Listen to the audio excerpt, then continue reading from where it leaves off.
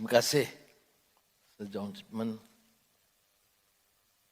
for this rare privilege and honor. Prime Minister Lawrence Wong virtually harassed me and forced me to attend. You see how influential is Singapore as far as Malaysia is concerned. Initially, I had to, decline because I don't have the expertise, defense issues. But you see, my good neighbor and friend insisted, and there's no way I can get out of it. Anyway, thank you very much, Lawrence Wong. And Ramos Horta is here. We're checking on us or what? Thank you again. Now, this gathering is, of course, to me, essential, a critical forum where ideas are tested, assumptions challenged, and common ground quietly built. Now, I'd like to speak about how Southeast Asia is holding its ground through cooperation, collective resilience, and the steady exercise of our own agency. Malaysia and Singapore, Prime Minister Lawrence, continue to deepen our cooperation across the board. This I prepared before I know that you are going to attend. So it's a very sincere expression. One example is the Johor-Singapore Special Economic Zone, an economic partnership designed to boost investment, innovation, and connectivity between Singapore and southern Malaya. In a world increasingly shaped by fractures and fault lines, we aim to offer a different kind of border, one defined not by division, but by shared purpose. If this Johor-Singapore Special Zone is a glimpse of what cooperation can achieve at the bilateral level, then ASEAN is the wider canvas. The 46th ASEAN Summit in Kuala Lumpur held last week was substantive and productive. We adopted the KL Declaration on ASEAN 2045, a 20-year roadmap to knit our region closer together with jobs, connectivity, and sustainability at its core. This is the kind of groundwork on which lasting security is built. We made the historic decision to admit Timor-Leste as ASEAN's 11th member, with formal admission expected at the summit in October. Now, the situation in Myanmar remains grave, but we are not standing still. ASEAN does not seek to engineer outcomes, but we are equally clear that the 5-point consensus dictates that a resolution that excludes those most affected by this crisis will not endure. Myanmar's nationhood must be forged through inclusion, not erasure. Beyond our borders, ASEAN is widening its strategic aperture. The ASEAN GCC Summit deepened ties with the Gulf. This week's launch of the ASEAN GCC China Trilateral Initiative, unprecedented and momentous, reflects our intent to connect ASEAN's energy and talent with the Gulf's capital and China's scale. New tools like the ASEAN Geoeconomics Task Force are helping us navigate external shocks with sharper coordination and foresight. And while such headlines matter, the real strength lies in what happens beneath them, or what happens within us, as in what Tocqueville describes as the habits of the heart. Rituals that help to establish and sustain democratic institutions with a coherent moral ethos. And that gives us habits of cooperation, trade facilitation, cybersecurity frameworks, cross-border data rules, cultural cooperation. They may not be as dramatic, but they are no less vital, for they give Southeast Asia greater impetus to work together. And the more we act together, the harder it becomes to be pulled apart by external gravity. Preserving our autonomy is not about resisting others. It is about strengthening ourselves.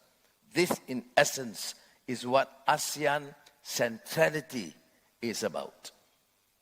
The same spirit shaped the ASEAN leaders' statement on global and economic and trade uncertainty. We warn of the dangers of unilateral actions, retaliatory tariffs, and the growing risk of global fragmentation. We affirm ASEAN's commitment to an open, predictable, and rules-based trading system, not because it is expedient, but because it is essential. Southeast Asia is not new to globalization. We are one of its original crossroads. From the trade routes of Malacca Sultanate, Majapahit empires, kingdoms across Southeast Asia, to the data centers of today, our region has long depended on openness to goods, capital, ideas, and people. This openness has anchored our prosperity, established our politics, and strengthened regional cohesion. What holds true for us holds true elsewhere. Where trade flourishes, stability follows. When it falters, the consequences ripple far beyond any one region. Economic openness is not just about creating prosperity and growth. It is a source of equilibrium, both between nations and within them, to deal with pressing issues that affect the people, such as poverty, social inequities, or even digital divide. Open markets create the kind of mutual exposure between nations that encourages caution, not confrontation. And when this system is disrupted, markets lose their bearings. Investor confidence wavers while financial flows seize up. What began as a commercial rupture becomes a systemic shock. History reminds us that these shifts are rarely gradual. This commitment reflects the realities we face every day as open, export-driven economies, deeply connected to global markets. For countries like ours, fragmented trade raises costs, lower resilience, and depressed investments. Currency volatility and investor flight do not respect borders, and disruptions in energy, food, or critical minerals cascade quickly through societies. We are therefore under no illusion about the security challenges ahead. But in Southeast Asia, we have learned that lasting stability begins with steady fundamentals, clear policies, and a long view.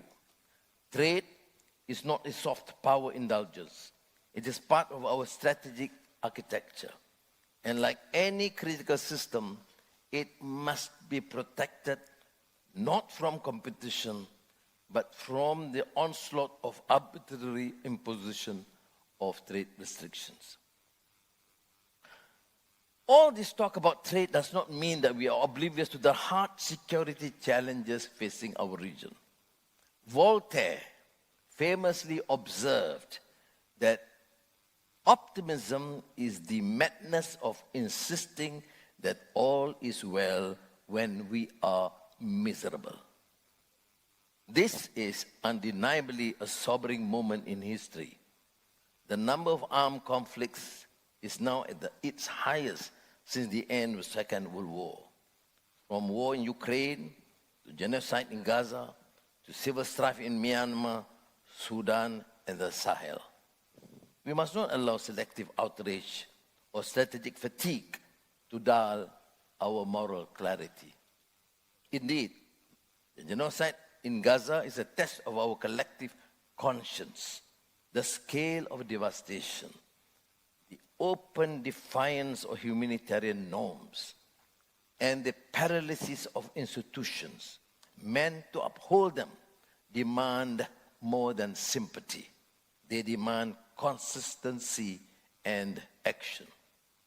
The new orthodoxy affects not just how we view diplomacy, but how we structure security. If persuasion is dismissed as weakness, then exclusivity becomes strategy. We do not object to like-minded partners talking about among themselves, but coalitions that build walls instead of bridges, stoke arms competition, or undermine the legitimacy of multilateralism should give us pause. A stable region is not one braced for conflict, but one grounded in openness, transparency, and habit-forming cooperation.